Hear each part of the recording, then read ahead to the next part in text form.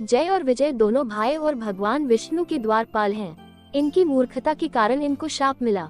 पुराणों के अनुसार जय विजय श्रीधर नाम के ब्राह्मण के लड़के थे। ये हमेशा धर्म के नाम पर लोभ और पैसा इकट्ठा करते थे। एक समय संकादिक मुनि स्नान कर रहे थे, तभी जय विजय ने उनके कपड़े चुरा लिए। फिर संकादिकों ने उन दोनों को भगवान विष्णु का द्वादशीक्षर मंत्र दिया। उसके प्रभाव को पाकर जय विजय ने भगवान विष्णु की कठोर आराधना की और उनके धाम वैकुंठ को प्राप्त कर लिया और वहाँ के द्वारपाल बन गए। एक समय संकादिक प्रभु के दर्शन के लिए वहाँ पर आए तो उन्होंने प्रवेश करने से वर्जित किया। फिर संकादिकों ने 3 जन्मों तक प्रभु के हाथों मरने का शाप दे दिया। एक बार सनक, सनंदन, सनातन और सनत कुमार, ये चारों संकादिक ऋषि कहलाते हैं और देवताओं के पूर्वज माने जाते हैं। संपूर्ण लोकों से विरक्त होकर चित्त की शांति के लिए भगवान विष्णु के दर्शन करने हेतु उनके वैकुंठ लोक में गए। वैकुंठ के द्वार पर जय और विजय नाम के 2 द्वारपाल पहरा दिया करते थे।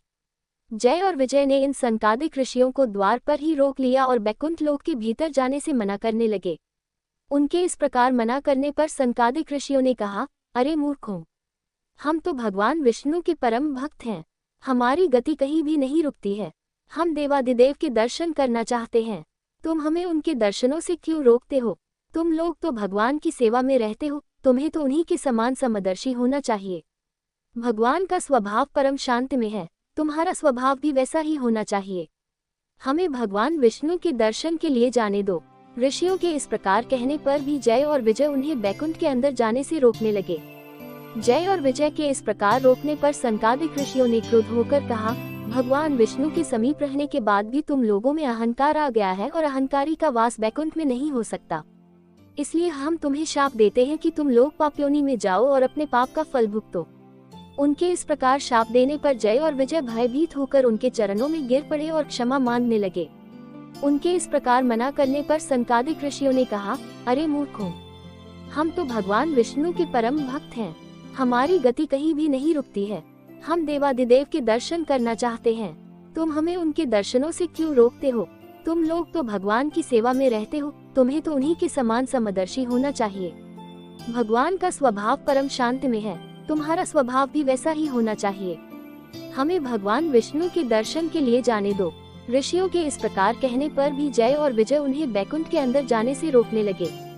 जय और विजय के इस प्रकार रोकने पर संकादिक ऋषियों ने क्रोध होकर कहा, भगवान विष्णु के समीप रहने के बाद भी तुम लोगों में अहंकार आ गया है और अहंकारी का वास वैकुंठ में नहीं हो सकता।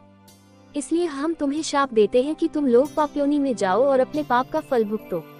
उनके इस प्रकार शाप देने पर जय और विजय भयभीत होकर उनके चरणों में गिर पड़े और क्षमा मांगने लगे। भगवान के इन मधुर वचनों से संकादिक ऋषियों का क्रोध तत्काल शांत हो गया। भगवान की इस उदारता से वे अति आनंदित हुए और बोले, आप धर्म की मर्यादा रखने के लिए ही अपने इतना आदर देते हैं। हे नाथ, हमने इन निरपराध पार्षदों को क्रोध के वश में होकर शाप दे दिया है, इसके लिए हम क्षमा चाहते हैं। आप उचित समझे तो इन द्वारपालों को क्षमा करके हमारे शाप से मुक्त कर सकते हैं।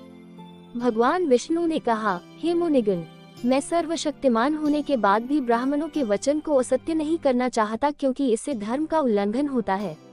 आपने जो शाप दिया है वह मेरी ही प्रेरणा से हुआ है। ये अवश्य ही इस दंड के भागी हैं। ये 3 जन्म असुर योनि को प्राप्त करेंगे और तीनों बार मैं स्वयं इनका संहार करूंगा। ये मुझसे शत्रुभाव रखते हुए भी मेरे ही ध्यान में लीन रहेंगे। मेरे द्वारा इनका संहार होने के बाद ये पुनः इस धाम में वापस आ जाएंगे। प्रथम जन्म संपादित करें। सतयुग में जय और विजय ने हिरण्यकशिपु और हिरण्याक्ष नामक 2 असुरों के रूप में दिति के गर्भ से महर्षि कश्यप के पुत्रों के रूप में जन्म लिया था। हिरण्यकशिपु का वध भगवान विष्णु ने नरसिंह रूप लेकर और हिरण्याक्ष का वध भगवान विष्णु ने वराह रूप लेकर किया था। दूसरा जन्म संपादित करें। अपने दूसरे जन्म में जय ने रावण और विजय ने कुंभकर्ण के रूप में महर्षि विश्रवा के पुत्रों के रूप में लिया था। उस समय में ये दोनों कैकसी के गर्भ से उत्पन्न हुए थे और भगवान विष्णु ने राम रूप लेकर दोनों का वध किया था। तीसरा और अंतिम जन्म संपादित करें। अपने तीसरे और अंतिम जन्म में जय चेदी देश की रानी सुतसुभा के गर्भ से उत्पन्न हुआ था और चेदी नरेश दंभोज का पुत्र शिशुपाल कहलाया। विजय ने उस समय में श्रुतदेवी के गर्भ से जन्म लिया और राजा वृद्धशर्मा का पुत्र दंतवक्र कहलाया। उस जन्म में भगवान विष्णु ने कृष्ण रूप धरकर दोनों का संहार किया था। ऐसा कहा जाता है कि हिरण्यकशिपु और हिरण्याक्ष भगवान विष्णु के द्वारपाल 2 भाई थे। उनके नाम है जय और विजय। एक बार ब्रह्मा जी के मानस पुत्र और भगवान विष्णु के प्रथम अवतार 4 कुमार भगवान विष्णु के दर्शन करने वैकुंठ आए। जय और विजय ने उन्हें रोक दिया, जिससे क्रोधित होकर 4 कुमारों ने उन्हें श्राप दिया कि हे मूर्खों, भगवान विष्णु के साथ रहने का तुम में अभिमान हो गया है। हम तुम्हें श्राप देते हैं कि तुम भगवान विष्णु से सदा के लिए दूर हो जाओगे।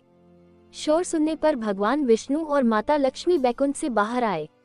भगवान विष्णु सब जानते थे और जय विजय से बोले कि 4 कुमार ही तुम्हारे श्राप को कम कर सकते हैं, क्योंकि दिया हुआ श्राप और वरदान कभी वापस नहीं लिए जा सकते।